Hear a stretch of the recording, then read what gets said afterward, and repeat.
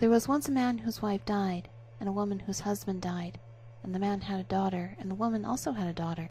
The girls were acquainted with each other, and went out walking together, and afterwards came to the woman in her house.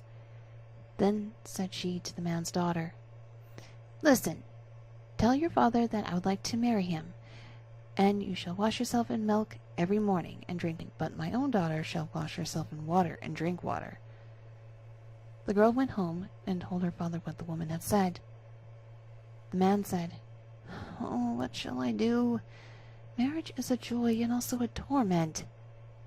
At length, as he could come to no decision, he pulled off his boot and said, "Take this boot, and has a hole in the sole of it. Go with it up to the loft, hang it on the big nail, and then pour water into it. If it hold the water, then I will again take a wife. But if it run through, I will not." The girl did as she was ordered, but the water drew the hole together, and the boot became folded to the top. She informed her father how it had turned out.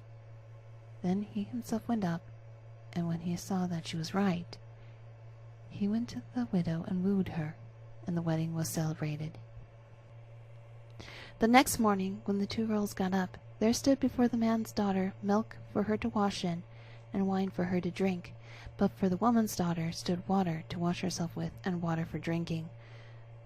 On the second morning stood water for washing and water for drinking before the man's daughter, as well as before the woman's daughter. And for the third morning stood water for washing and water for drinking for the man's daughter, and milk for washing and wine for drinking before the woman's daughter. And so it continued. The woman became bitterly unkind to her stepdaughter, and day by day did her best to treat her still worse. She was envious, too, because her stepdaughter was beautiful and lovable, and her own daughter ugly and repulsive. Once in winter, when everything was frozen as hard as stone, and hill and vale lay covered with snow, the woman made a frock of paper, called her stepdaughter, and said, "Here, put on this dress, and go out into the wood, and fetch me a little basketful of strawberries. I have a fancy for some." "Good heavens!" said the girl. "No strawberries grow in winter. The ground is frozen, and besides the snow has covered everything. And why am I to go in this paper frock? It's so cold outside that one's very breath freezes. The wind will blow through the frock, and the thorns will tear it off my body." "Wilt thou contradict me again?" said the stepmother. "See that thou goest, and do not show your face again until you have the basket full of strawberries." Then she gave her a little piece of hard bread, and said, "This will last thee the day," and thought, "You will die of cold and hunger outside. I'll never see me again." Then the maiden was obedient, and put on the paper frock, and went out with the basket. Far and wide there was nothing but snow, and not a green blade to be seen. When she got into the wood, she saw a small house out of which peeped 3 little dwarfs. She wished them good day, and knocked modestly at the door. They cried, "Come in!" And she entered the room, and seated herself on the bench by the stove, where she began to warm herself and eat her breakfast. The elves said, "Give us, too, some of it." "Willingly," said she, divided her bit of bread in 2, and gave them the half. They asked, "What are you doing out here in the forest in thy thin dress?" "Ah," she answered, "I am to look for a basketful of strawberries, and not to go home until I take them with me." When she had eaten her bread, they gave her a broom and said, "Sweep away the snow at the back door with it." But when she was outside, the 3 little men said to each other, "What should we give her, as she is so good, and she has shared her bread with us?" Then said the first, "My gift is that she shall every day grow more beautiful." The second said, "My gift is that the gold piece shall fall out of her mouth every time she speaks." The third said, "My gift is that a king shall come and take her to wife." The girl, however, did as the little men had bidden her, swept away the snow behind the little house with the broom, And what did she find but real ripe strawberries, which came up quite dark red out of the snow? In her joy, she hastily gathered her basketful, thanked the little men, shook hands with each of them, and ran home to her stepmother, what she had longed for so much. When she went in and said good evening, a piece of gold at once fell out of her mouth. Thereupon she related what had happened to her in the wood, but with every word she spoke, gold pieces fell from her mouth, until very soon the whole room was covered with them. "Now look at her arrogance!" cried the stepsister, "to throw about gold in that way!" But she was secretly envious of it, and wanted to go into the forest also to seek strawberries. The mother said, "No, my dear little daughter, it is too cold. You will die of the cold." However, as her daughter left her no peace, the mother at last yielded, made her a magnificent dress of fur, which she was obliged to put on, and gave her bread and butter and cake with her. The girl went into the forest and straight up to the little house, and the 3 little elves peeped out again.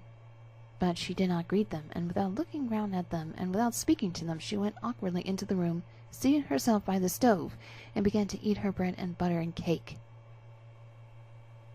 "Give us some of it," cried the little men, but she replied, "There's not enough for myself, so how can I give it away to other people?"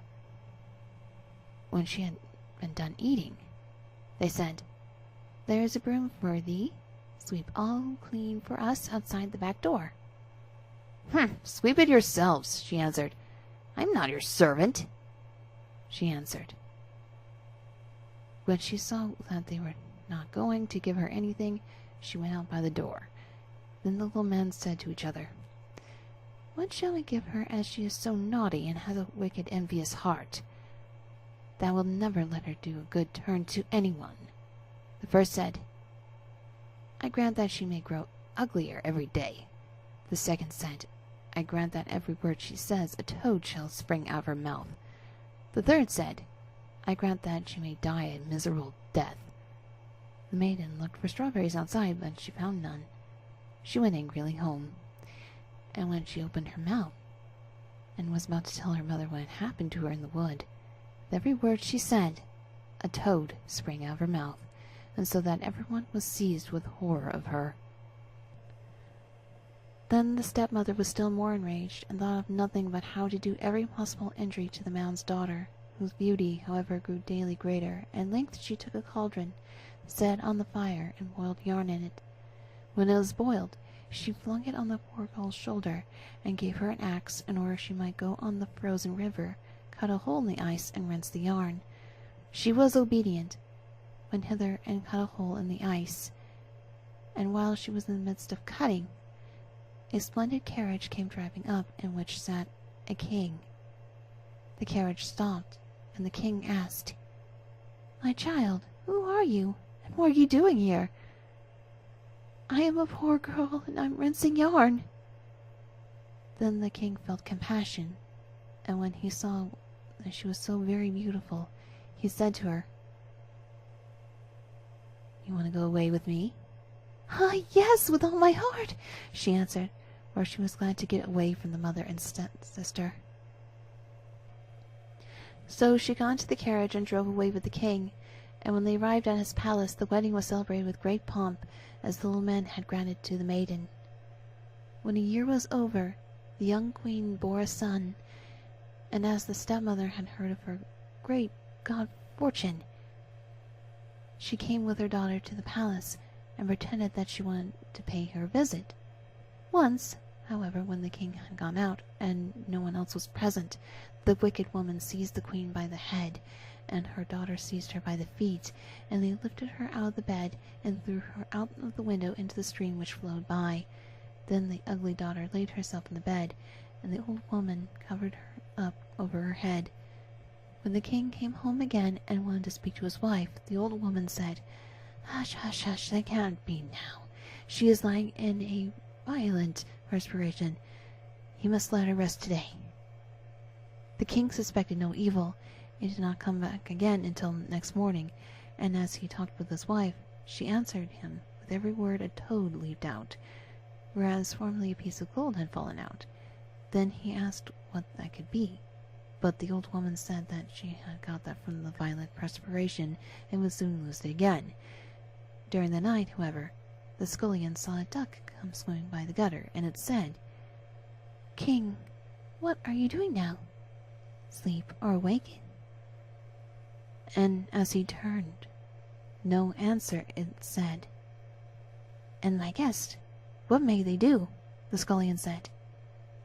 "They are sleeping soundly too." Then it asked again, "What does the little baby mind?" He answered, "Sleeping in her cradle fine." Then she went upstairs in the form of the queen, nursed the baby, shook up its little bed and covered it over, and then swam away again down the gutter to the shape of a duck.